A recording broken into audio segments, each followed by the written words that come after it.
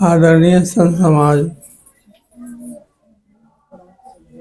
आप लोग सत्संग में बैठे हुए हैं।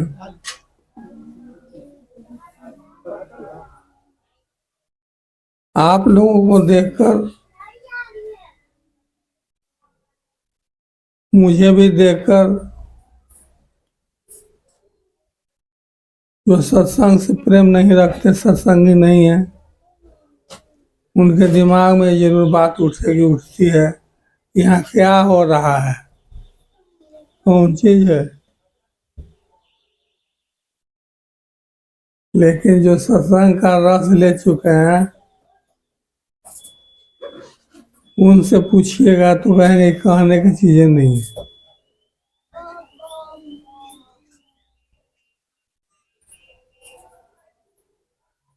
इतनी सी बात मैंने इसलिए कही, यहाँ जो आज हो रहा है यह कार्यक्रम,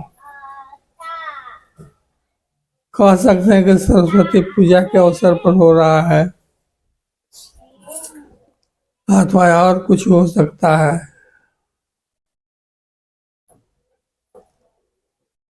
सरस्वती पूजा के अवसर पर नहीं हो रहा है।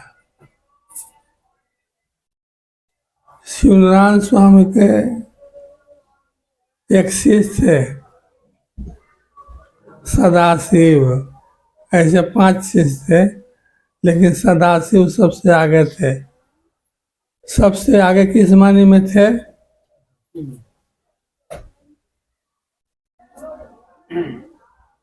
इस शरीर से जीव को निकाल देते थे, शरीर से अलग हो जाते थे और फिर शरीर में आकर समाहित हो जाते थे। यही इतना करते थे। यानी साधना में परिपक्वता प्राप्त कर ली थी। तो वो दिन था यही आज का दिन, सिर पंचमी। सिर पंचमी के दिन ही उन्होंने ऐसा किया था, इसीलिए हम लोग शिवनारायणी पंथ को मानते हैं। इस पंथ के आधार पर आज के दिन सदाशिव को हम लोग याद करते हैं। सच पूछिए तो गुरु धारण किया जाता है, दीक्षा ली जाती है मरने के लिए।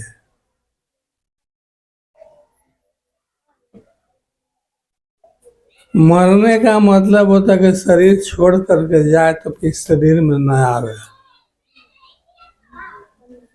पुनरपि मरणम पुनरपि जीवनम न हो, बार बार जन्म लेना, बार बार मरना न हो।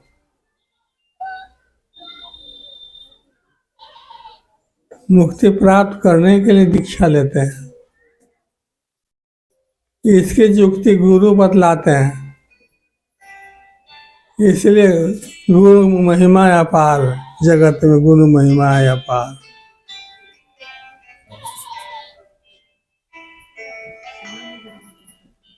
लेकिन व्यवहारिक जगत में देखा जाता है,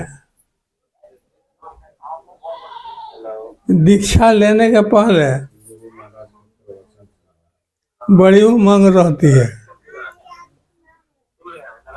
तरह तरह की कल्पनाएं साधक करते हैं, शिष्य करते हैं। लेकिन जब दीक्षा ले लेते हैं, साधन प्रक्रिया सीख लेते हैं, तो धीरे धीरे शिथिलता आने लगती है।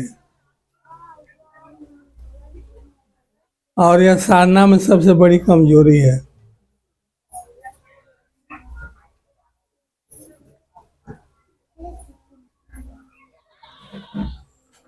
रूठे शब्दों में कहा जाए या रूठे रूठाने वाले शब्द में कहा जाए तो हम चेला बनते हैं मरने के लिए।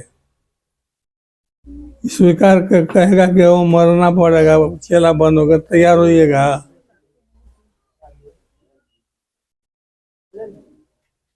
मरने का मतलब शरीर छोड़ करके जाए, या साधक जाता है तो फिर शरीर में लौट करके नहीं आता है, यही है मरना। मरने की प्रक्रिया गुरु लोग सिखलाते हैं।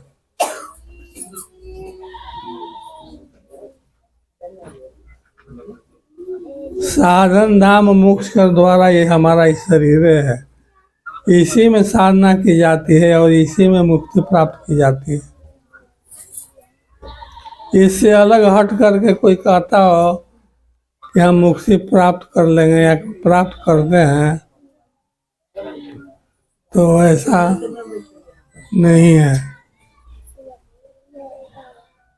लेकिन एकाएक किसी को कोई आगे कहे कि चेला हमको बनना है, चेला बना लीजिए, तो उसे कहा जाए कि चेला बनने का माने समझते हो मरना होता है, मरोगे तब पीठ खुजलाने लगेगा।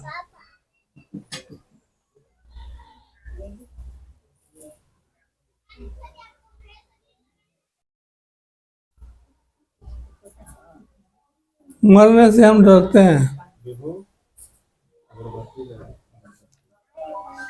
डरना भी स्वाभाविक है। डरते इसलिए हैं कि वो साधन हमारे पास नहीं है। किसी साधन को कर करके, जिस साधना को कर करके, जिस नाम को जप करके हम शरीर छोड़ें तो फिर शरीर में न आवे। यही तो मुक्ति है, यही तो मोक्ष है।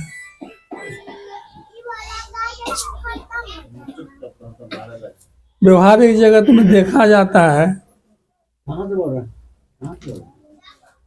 दीक्षा लेने के पहले जितनी उमंग रहती है, जितनी अच्छी अच्छी भावनाएं उठती हैं,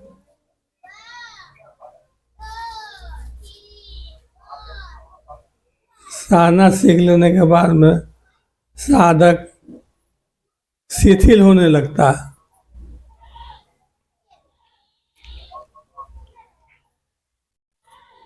गुरु की कृपा से मुक्ति होती है, प्राय ऐसा कहा जाता है। मेरे विचार से गुरु की कृपा से मुक्ति नहीं होती है। गुरु के बतलाए हुए साधन विधि के अनुसार चलने से मुक्ति होती है। गुरु जैसा कहते वैसा करना पड़ेगा, करना पड़ता है। ऐसा कोई कहे कि गुरु महाराज कान फूंक दिए अब बेहोश से बेड़ा पार हो जाएगा, ऐसा नहीं है। कोई भी काम है करता है आदमी तो उसमें परिश्रम करना ही पड़ता है, और साधना तो और सूक्ष्म चीज है। संत मत की साधना सहज साधना है। वो सहज साधना सीख करके साधक सहज योगी हो जाता है। उसे भटकना नहीं पड़ता है।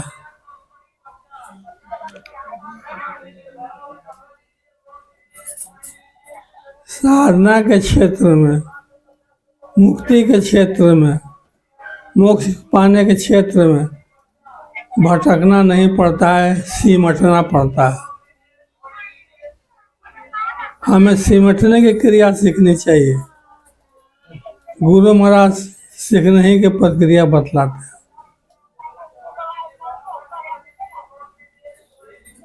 गुरु महाराज मुक्ति नहीं देते हैं। गुरु महाराज मुक्त होने के लिए प्रक्रिया बतलाते हैं। गुरु महाराज अगर मुक्ति देने का काम करते हैं तो शायद खाना खाने के लिए भी फुर्सत नहीं मिलेगी।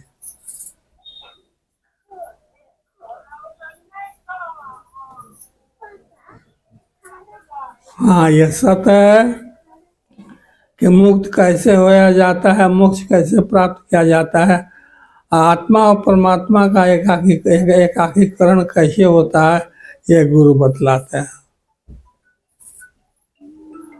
और गुरु का बताया जो साधन है वो सहज साधन है, सहज योग है, कोई कठिन नहीं है। कारण इस गुरु द्वारा दिया गया साधन नाम दान, चलते फिरते उठते बैठते किया जाता है।